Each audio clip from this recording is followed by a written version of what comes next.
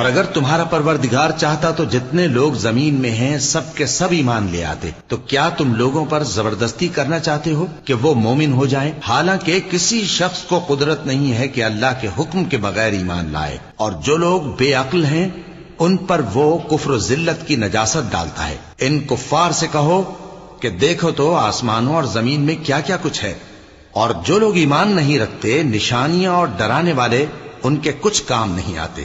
سو جیسے برے دن ان سے پہلے لوگوں پر گزر چکے ہیں اسی طرح کے دنوں کے یہ منتظر ہیں. کہہ دو کہ تم بھی انتظار کرو، میں بھی تمہارے ساتھ انتظار کرتا ہوں. پھر ہم اپنے پیغمبروں کو اور مومنوں کو نجات دیتے رہے ہیں، اسی طرح ہمارا ذمہ ہے کہ مسلمانوں کو بھی نجات دیں.